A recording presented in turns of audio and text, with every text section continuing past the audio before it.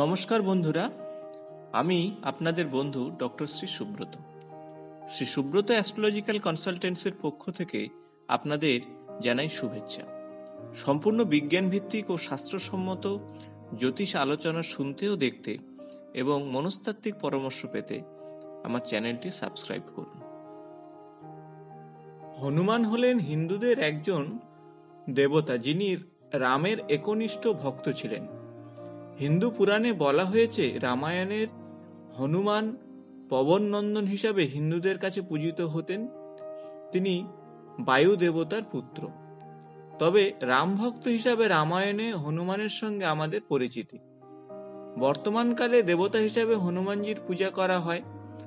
মহাদেবের পূজা যেমন সোমবার করা হয়, ঠিক সেরকমই হনুমানজির পূজা মঙ্গলবার করা হয় এবং ভক্তি নিয়ে তাকে পূজা করলে সমস্ত রকমের মনস্কামনা পূরণ হয়। তো বন্ধুরা, আজ এই ভিডিওতে আমরা দেখে নেব হনুমানজির পূজা করলে জীবনে কি কি পরিবর্তন আসে বা কি কি সুফল পাওয়া যায়, এবং পাশাপাশি হনুমানজির কোন ধরনের মূর্তিতে পূজা করলে কি ধরনের শুভ ফল পাওয়া যায়, এই দুটি বিষয় আমরা দেখে নেব। প্রথমে আসবো সংসারের প্রভাব। যদি পঞ্চমুখী হনুমানের ছবি আমরা বাড়িতে ঢোকার মুখে রাখি এবং প্রতিদিন ধূপ ধুনো দেওয়া হয়, তাহলে ঘরের উপর থেকে কূপ নজরের প্রভাব চলে যায়। হনুমানজি হলেন শক্তির দেবতা, তাই তার ছবি আমাদের মনেও প্রভাব বিস্তার করে। আমাদের মধ্যে একটি শক্তি কাজ করে, যা আমাদের নতুন উদ্যমে কাজ করতে আগ্রহী করে তোলে। এখন আসবো রাশির উপর প্রভাব। অনেকের রাশি হালকা থাকার জন্য অশরীরী আত্মা, ভূত প্রেত প্রভৃতি দর্শন পায়, এবং সেক্ষেত্রে এই প্রেতাত্মার কুপ্রভাব থেকে হনুমানজির পূজা করলে এবং হনুমান চল্লিশা পাঠ করলে আত্মার শুদ্ধি ঘটে এবং মনের মধ্যে একটা বল উৎপন্ন হয়, যা এই ধরনের প্রভাব থেকে মনকে শান্তি প্রদান করে এবং ভয় দূর হয়। তারপরের যে বিষয়ে আসবো তা হলো গ্রহদোষ।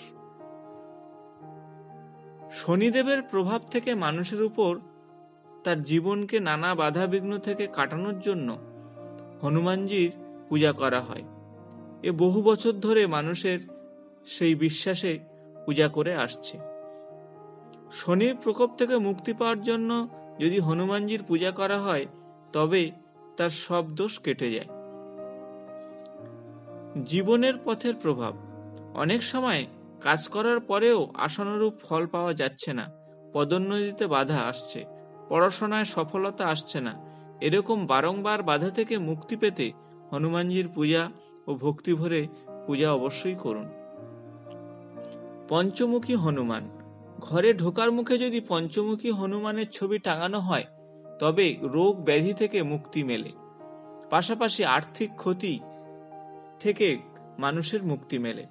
মঙ্গলবার সকালে স্নান করে পরিষ্কার জামাকাপড় পরে প্রদীপ ও ফুল অর্পণ করে হনুমানজির কৃপা প্রার্থনা করলে অবশ্যই আপনি এইসব থেকে মুক্তি পাবেন।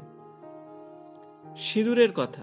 কথায় আছে, হনুমান যখন জেনেছিলেন যে স্বামীর মঙ্গলের জন্য গৃহিণীরা সিঁদুর পরেন, তখন হনুমান তার পুরো দেহে সিঁদুর মেখে নিয়েছিলেন। এখন আসবো বন্ধুরা সাড়ে সাতির প্রভাবের কথা। হনুমান চল্লিশা হচ্ছে শক্তিশালী একটি মন্ত্র। এটি সাড়ে সাতির প্রভাব থেকে মুক্তি দেয়। যাদের উপর খারাপ আত্মার প্রভাব রয়েছে, তারা শনিবার করে যদি 8 বার হনুমান চল্লিশা পাঠ করেন, তাহলে উপকার পাবেন। সর্বোচ্চ ক্ষমতার অধিকারী এই মনের বল প্রদানকারী হনুমান চল্লিশা, আর এগুলো পাঠ করলে মনের মধ্যে একটা পজিটিভ এনার্জি বৃদ্ধি পায়। তবে অবশ্যই মঙ্গলবার করে এ পাঠ করতে হবে। এর ফলে মনের ক্ষমতা বৃদ্ধি পাবে এবং সমস্ত নেগেটিভ শক্তি ধীরে ধীরে দূরে চলে যাবে। শুভ শক্তির উদ্ভব ঘটবে এবং মানসিকভাবে অনেক বেশি বলবান হয়ে উঠবে মানুষ, এবং জীবনের ঝামেলা ও শান্তি, মনের শক্তি বৃদ্ধি, জীবনের ঝামেলা দূরে সরে যাবে এবং মনে আসবে শান্তি। তো বন্ধুরা, আবার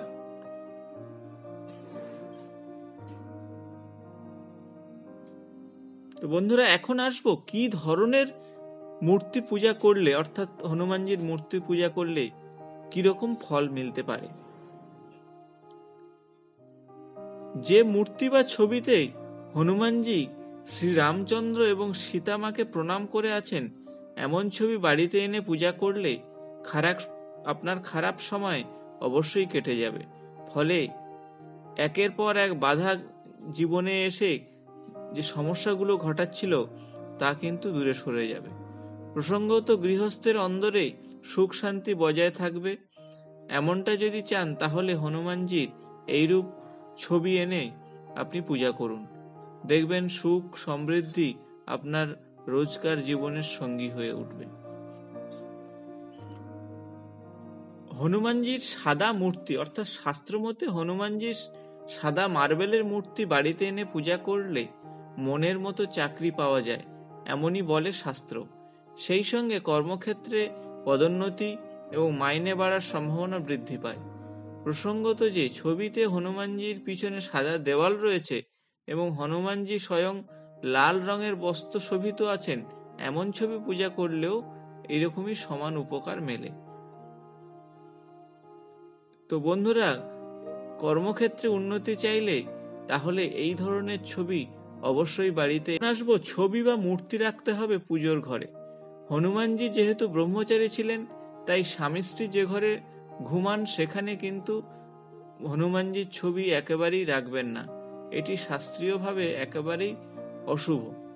এমনটা করলে ভালোর পরিবর্তে খারাপের সংখ্যাটাই বেশি হয়। তাই পরিবারে কারোর সঙ্গে কোনো খারাপ ঘটনা ঘটুক, এটি আমরা কেউই চাই না। তাই ভুল করেও এই কাজটি করবেন না।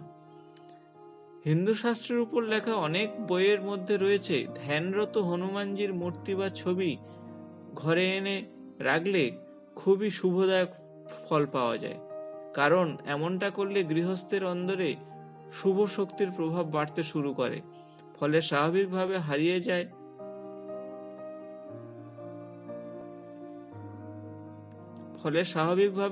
হারিয়ে যাওয়া সুখ শান্তি ধীরে ধীরে ফিরে আসে।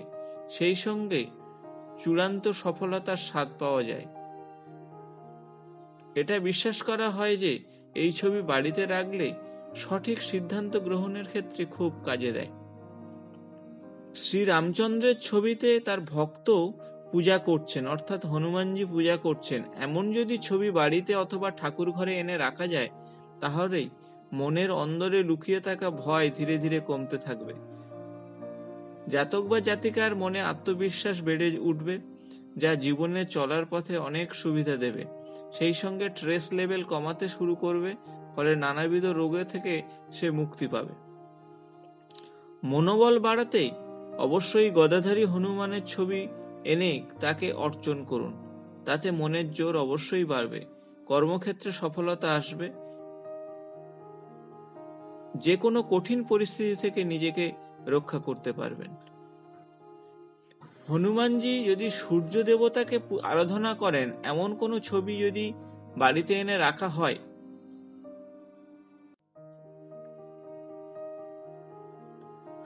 শারীরিক সুস্থতা ফিরবে, সঙ্গে আর্থিক স্বয়ংসম্বর হবেন। এই দুই স্বপ্নকে বাস্তবায়িত করতে অবশ্যই নিয়মিত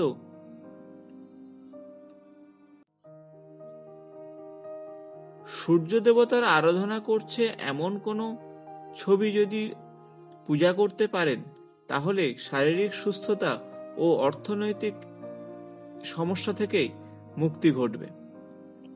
আর এই দুই স্বপ্ন যদি বাস্তবায়িত হয়, তাহলে নিয়মিত মারুতির পূজা করতে থাকুন। তবে যে কোনো মূর্তির পূজা করলে চলবে না, অবশ্যই এই সূর্যদেবের আরাধনারত মূর্তিকে অবশ্যই পূজা করবেন বা ছবিকে পূজা করবেন। উত্তরমুখী দেবের মুখ, অর্থাৎ এমনটা বিশ্বাস করা হয় যে ছবিতে হনুমানজির মুখ উত্তর দিকে রয়েছে, তেমন ছবি বাড়িতে এনে রাখলে বেজায় শুভ লক্ষণ পাওয়া যায়। কারণ এমন অবতারের পূজা করলে প্রতিদিন দেবদেবীরা আশীর্বাদ দেন, ফলে জীবনের সুখ শান্তিতে ভরে ওঠে, সেই সঙ্গে অর্থনৈতিক সমৃদ্ধি পথ প্রশস্ত হয়। তো বন্ধুরা, শুনলেন কোন ধরনের মূর্তি বা ছবি বাড়িতে পূজা করবেন এবং মঙ্গলবারে কিভাবে। বন্ধুরা, যদি ভিডিওটি ভালো লেগে থাকে তাহলে বন্ধুদের সঙ্গে শেয়ার, লাইক ও কমেন্টস করতে ভুলবেন না। নিয়মিত আমার চ্যানেলের আপডেট পাওয়ার জন্য সাবস্ক্রাইব করে বেল বাটনটি প্রেস করবেন।